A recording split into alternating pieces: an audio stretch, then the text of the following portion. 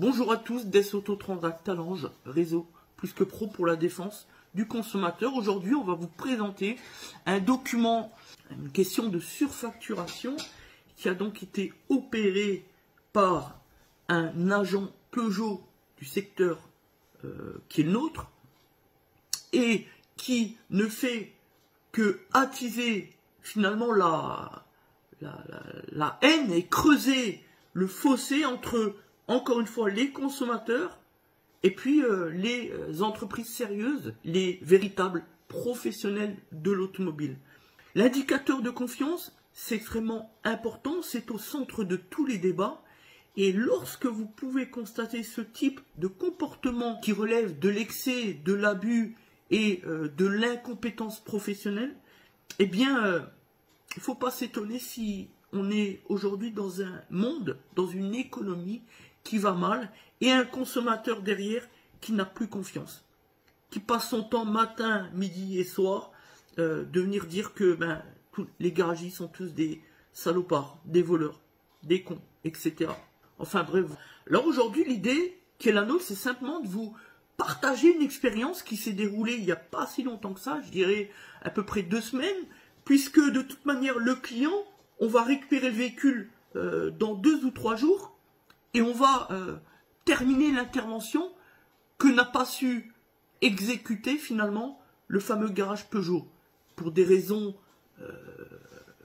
juridiques, évidemment, on n'évoquera pas de qui il s'agit, puisqu'on a encore nos détracteurs qui viendront dire qu'on fait des choses illégales sur Internet et cela, alors même que on est certainement le seul professionnel, mais pour aller même plus loin, le seul individu, le seul citoyen en France qui respecte justement la réglementation légale, notamment sur les questions de dénigrement, par exemple d'un commerce, d'une entreprise, puisqu'on ne cite jamais aucune entreprise. Donc personne ne peut l'identifier. Juridiquement parlant, c'est inattaquable. Voilà. Sur les questions aussi du devoir de réserve, du droit à l'expression, l'information qui est la nôtre, elle est extrêmement justifiée. Elle va dans le sens général, c'est-à-dire pour protéger les consommateurs. Et tout cela, on le fait à merveille. Notre seul et unique objectif, le leitmotiv au quotidien qui est le nôtre, c'est d'essayer de donner une véritable information avec notre expérience juridique, mais aussi notre expérience de garagiste, de professionnel de l'automobile assermenté. Parce que contrairement à certains des bricoleurs du dimanche, nous, on est un vrai et authentique professionnel de l'automobile avec une large expérience derrière. Et grâce à tout cela, l'objectif, c'est vraiment de présenter qui on est et surtout donner une véritable information et non pas de l'intox ou même de la désinformation, tout à l'inverse. Voilà, merci. Maintenant, nous allons entrer donc dans le vif du sujet. C'est l'histoire d'un client qui est allé voir un garage Peugeot sur notre conseil pour régler ce problème d'additivation. Voilà. Nous sommes spécialistes sur ces questions. Pour autant, notre rôle, notre manière de fonctionner, c'est la seule. Évidemment, certains de nos détracteurs diront « Vous êtes incompétents, vous n'êtes pas capables, vous faites les choses à moitié, cela ». La réalité est tout autre. Nous réalisons notre travail de manière professionnelle. Il y a une seule méthode et c'est celle que nous allons vous expliquer. C'est comme cela qu'on doit se comporter avec un client, un consommateur. Parce que le métier de garagiste, c'est pas simplement maîtriser le côté technique, mais aussi le sens juridique. Nous avons des responsabilités. On ne peut pas se permettre de faire tout et n'importe quoi. Ah ben on change ça, et puis si ça ne marche pas, après on rechange ça en plus, et puis ça en plus, etc. Puis à la fin, le client, il a une facture comme ça. Non. Un professionnel, dans le premier temps, il doit déjà diagnostiquer. Le professionnel n'écoute pas ce que le client dit. Quand des fois, on a des clients qui viennent nous dire « Moi, je veux un nettoyage Fab, j'ai le voyant Fab qui s'allume au tableau de bord. » Non. La vision du client, du consommateur, n'est pas toujours la bonne. À nous de lui expliquer, de le conseiller et de l'informer sur la marche à suivre. Le client, on lui indique qu'il doit venir au garage, au siège de notre établissement, pour réaliser le diagnostic. À la fin de ce diagnostic, on lui explique, on lui donne les tenants, les aboutissants, ce qu'il faut faire pour résorber. Il dit oui ou il dit non. C'est ce que l'on appelle l'accord express consommateur. S'il dit non, fin du débat, tout s'arrête là. On lui facture le diagnostic parce que c'est légitime et justifié. D'autant que nos tarifs sont extrêmement modestes. Par contre, s'il dit oui, s'il nous donne son accord express, j'ai bien dit express, c'est pas un accord implicite, puisque juridiquement parlant, l'accord implicite n'a aucune valeur. Il faut le comprendre quand même.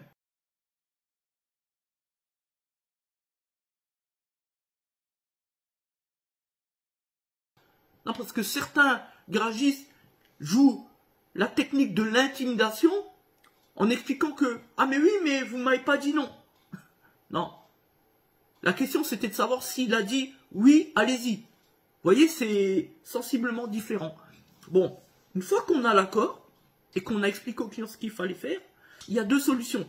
Soit on est en mesure de tout faire, et donc là, on réalise et on exécute les travaux, on indique le tarif, etc., etc.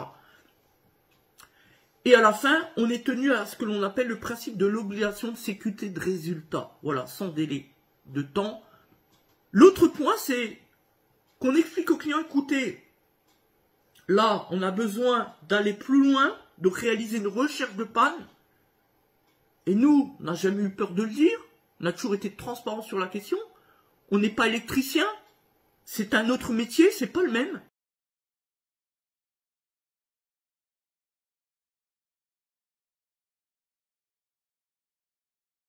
Donc on préfère dire au client, écoutez, là, on ne vous facture pas de diagnostic, allez vous rapprocher du concessionnaire pour réaliser ce que l'on appelle la recherche de panne électrique.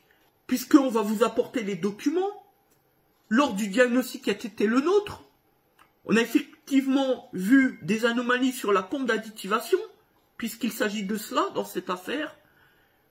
Donc manifestement, remplacer la pompe d'additivation. Pour autant, parce que ça, ce serait l'idée des bricoleurs du dimanche. On voit un défaut de pompe, on change la pompe. Sauf que c'est pas si simple que cela. La mécanique, l'automobile, ce n'est pas une science exacte.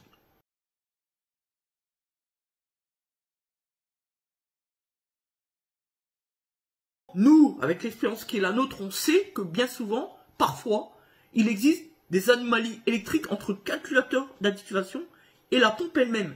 Voilà. Ce serait quand même ridicule et faire preuve d'incompétence que de devoir remplacer une pompe, la facturer, finalement, derrière, ça ne fonctionne pas. Et c'est certainement pas le visage que nous souhaitons transmettre à nos clients. Donc, par pur et simple professionnalisme, on préfère expliquer aux clients, écoutez, là, nous, il faut qu'on soit sûr, parce qu'on n'aime pas les approximations. C'est ça être professionnel, apporter un diagnostic sûr. Donc, on a expliqué au client qu'il fallait se rendre auprès du concessionnaire, donc Peugeot, puisqu'il a une Peugeot 207, pour aller donc réaliser cette recherche de panne, plus précisément. Donc là, on n'est plus dans la phase de diagnostic, mais dans la recherche de panne. C'est deux choses différentes. C'est pour ça que, une fois ou deux, on nous a reproché, ah mais oui, mais j'ai payé un diagnostic, je vais devoir le repayer chez Peugeot, ceci, cela. Non, vous avez payé un diagnostic, et ensuite vous allez devoir, et c'est normal, vous faire facturer une recherche de panne. C'est deux choses totalement différentes, même si, quelquefois, effectivement, le consommateur a du mal à le cerner. Mais c'est pourtant deux choses différentes, c'est deux compétences différentes. Alors, une fois qu'on a réalisé la recherche de panne, on peut être sûr des choses. Et là, le concessionnaire Peugeot expliquera au client, écoutez, effectivement, il y a eu une coupure, un court-circuit au plus ou à la masse, peu importe, les aléas électriques. Et donc, il y a une réfection du faisceau électrique à réaliser. Ou alors, il confirme notre hypothèse initiale de diagnostic, la pompe. Peu importe. Le but, c'est d'apporter la solution définitive au consommateur. Personne ne pourra nous contredire sur cette question. Donc c'est comme ça la marche à suivre, la procédure. De cette manière, le client ne paye pas une chose, et puis l'autre, et puis encore une troisième, puis une quatrième, jusqu'à se voir facturer des centaines de mille. De cette manière, au contraire, il obtient le véritable diagnostic, il paye une fois et ça fonctionne. Donc c'est comme ça que l'on démontre du professionnalisme à l'endroit des consommateurs, et c'est comme ça que le consommateur sait finalement nous le rendre, et c'est l'apprécier. Nous, on a déjà eu régulièrement des contacts de consommateurs qui nous rappelaient et qui étaient contents de notre service, parce que ils nous le disent souvent, eux ils préfèrent qu'on communique comme ça avec eux, leur dire la vérité, plutôt que faire semblant, échanger des pièces et encore une, et à la fin le client paye des trucs qui n'avaient pas lieu d'être, finalement. C'est ça. Et puis moi je le dis souvent, et les clients, quand on est au moment de la facturation, dans ce bureau ici, on en rigole ensemble. Je dis moi écoutez, je suis pas là pour vous faire plaisir, je suis là pour dire la vérité. Ils savent l'apprécier quand je dis ça. Pourtant, c'est pas toujours un discours facile. C'est comme ça qu'un professionnel doit fonctionner avec son client. Pas autrement. Alors évidemment, les détracteurs et les bricoleurs, ils diront « Mais oui, mais non, mais... » Il y aura toujours un argument pour dire. Sauf que, juridiquement, la loi, elle expose les faits de sorte que nous avons raison dans notre manière de fonctionner. C'est d'ailleurs pour ça qu'on a gagné les awards d'Automoto, catégorie engagement et satisfaction, client. Puisque ce qu'on vient d'expliquer là, on en a fait un cas pratique et on l'a exprimé dans les éléments que nous avons développés dans nos conclusions pour Automoto, les awards d'Automoto en 2022. Et ça, on l'a expliqué aussi à Forbes, quand ils nous ont intégrés aussi dans leur magazine en 2023. Et c'est exactement ce qu'on vient d'expliquer à BFM TV également. C'est notre manière de faire. On est certainement aujourd'hui en France le garagiste le plus primé, le plus mis en avant par la presse du secteur automobile. Je pense que ça a un sens au bout du compte. Voilà. Donc, qu'est-ce qui s'est passé avec Peugeot? Eh bien, on a tout simplement eu le retour qui a été le leur. Le problème, c'est que le client n'a pas été voir un concessionnaire, mais un agent. Hiérarchiquement, c'est un cran au-dessous. Et naturellement, vous avez moins de chances de tomber sur des TE, ce qu'on appelle les techniciens experts électroniques. Voilà. Alors du coup, le problème, et c'est le fond du dossier, c'est que on a eu affaire à un prestataire qui a voulu à tout prix surfacturer le client, en lui expliquant dans un premier temps qu'il fallait déjà remplacer la poche d'additif, alors qu'on l'avait contrôlé.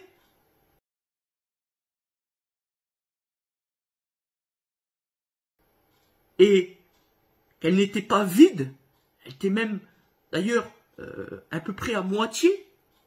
Hein, et c'est bien dommage qu'on n'en a pas fait un cliché, parce qu'on était avec le client, et c'est vrai que, bon, bref, peu importe. Sinon, on aurait pu vous montrer, la poche, elle est à moitié remplie. Franchement. Donc, on a un agent Peugeot qui force le client, qui l'intimide, et je peux vous le dire, puisqu'on a eu plusieurs échanges au téléphone entre nous et le client même, qui ne comprenait pas, et bon, il avait confiance en nous, hein, 100%. Et du coup, qu'est-ce qu'on a fait? Bah, on lui a dit, bah, écoutez, annulez les travaux, vous payerez simplement le diagnostic, ils ne pourront pas vous forcer à autre chose, puisqu'il n'y a pas eu d'accord explicite par écrit, il n'y a pas eu de conclusion d'ordre de réparation, etc. Donc, vous annulez la vente. Qu'est-ce qui s'est passé? Lorsque le client a été expliqué ça au réparateur, le réparateur, naturellement, de mauvaise foi, est venu dire au client, écoutez, moi, la commande, je l'ai faite, c'est trop tard, blabla. Non, la commande, elle est faite, ok. Mais après, il peut très bien renvoyer à son fournisseur, qui est d'ailleurs le constructeur, la pièce, point la ligne. Ou alors, il pourra la vendre pour un autre véhicule, peu importe. Tout cela, juridiquement, ça ne tient pas, ça n'a aucune valeur. Voilà. Tout ce qui compte, c'est l'accord express. Les commandes, ça ne regarde que le prestataire entre lui et son fournisseur, point barre. Voilà. Au niveau de la commande consommateur, s'il n'y a pas d'accord express pour l'exécution des travaux, et là-dessus, la jurisprudence est parfaitement claire, accord express. Donc, est-ce qu'il y a une conclusion par écrit d'un ordre de réparation? Non, nous a indiqué le client. Fin du débat. La seule hypothèse, et c'est un cas de jurisprudence, il aurait fallu que ce soit un client régulier. Sauf que là, c'était un client nouveau de cet agent Peugeot. Donc, fin du débat. Voilà. Alors, l'agent Peugeot explique ensuite au client que il faut déjà donc remplacer la poche parce qu'elle est vide et ceci, cela, pour ensuite voir si la pompe, effectivement, elle est en défaut ou pas, le faisceau électrique, ceci, cela. Vous voyez? Donc là, on sent la manipulation, etc. Puisque, même si la poche est vide, peu importe, le but, c'est pas de faire un test actionneur, etc. avec la pompe pour la faire tourner dans le vide. Le but, c'est de comprendre si elle est en défaut ou si le problème vient en amont, c'est-à-dire le faisceau électrique. Ou voire pire, le calculateur. C'est rare, ça peut arriver. Donc là, on a vraiment de la mauvaise foi de la part de l'agent Peugeot. Clairement. Et donc, on a expliqué au client, bah écoutez, revenez au garage, annulez tout, vous paierez juste le diagnostic. Donc le client est revenu.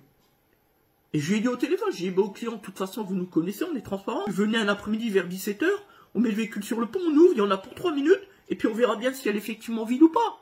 Puisque selon l'agent Peugeot, elle était vide de chez vide. Il lui a même expliqué à un moment donné que, ouais, vous allez rouler avec une poche vide, le FAP va se surencrasser. En plus de ça, le FAP, il faut le changer, il est en surpression.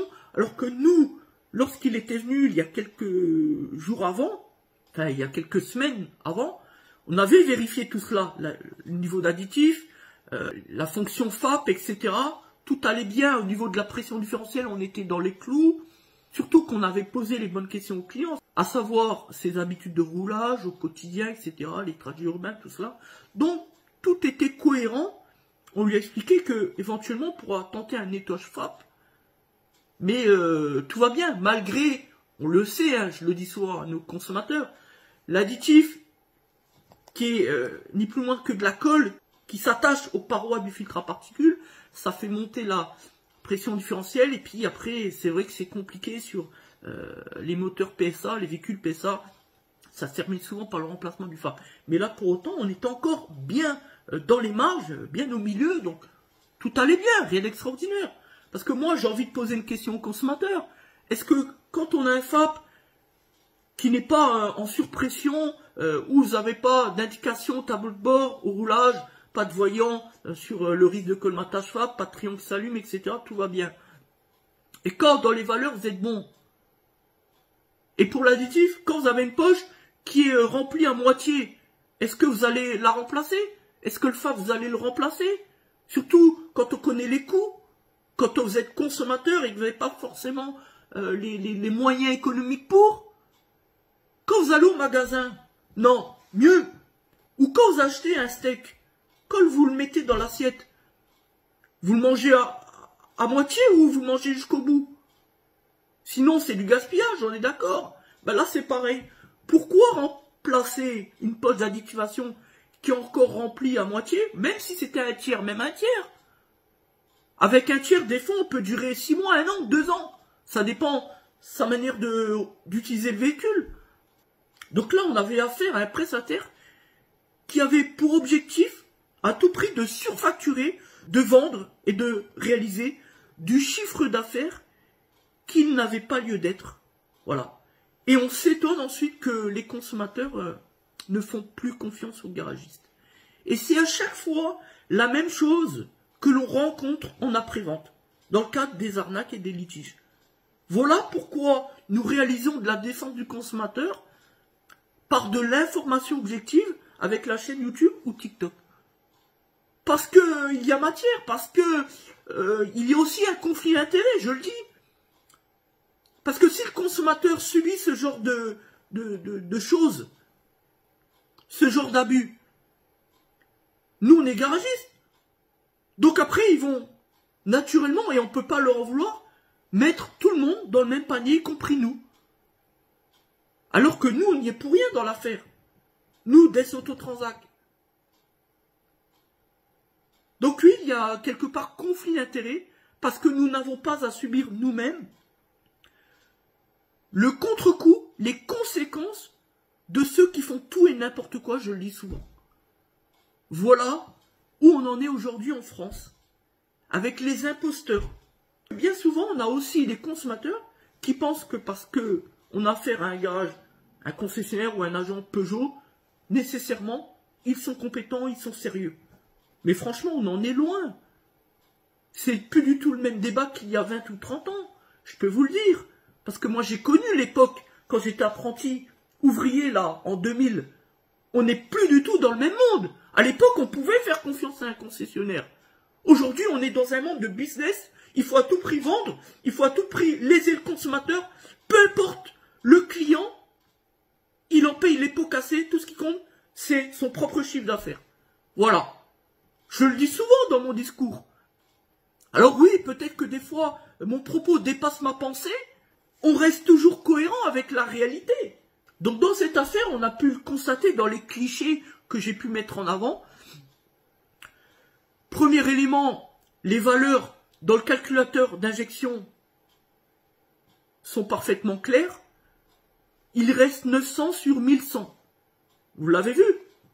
Donc s'il reste 900 sur 1100, on n'a pas lieu à intervenir sur la poche d'additif.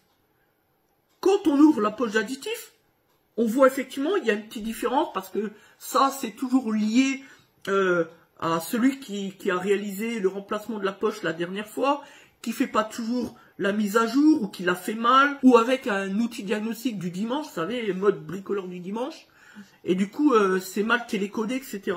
Mais ce sont les aléas. Et puis au niveau des P-codes, vous l'avez vu également, on n'a aucun P-code sur le niveau mini additif atteint, ce qui est confirmé d'ailleurs dans les mesures paramètres dont on vient d'en évoquer la cause à l'instant. Donc à partir du moment où on réalise ce diagnostic, les P-codes, les codes défauts, et puis les mesures paramètres pour aller plus loin. À partir de là, on doit s'orienter vers l'analyse du faisceau et de la pompe.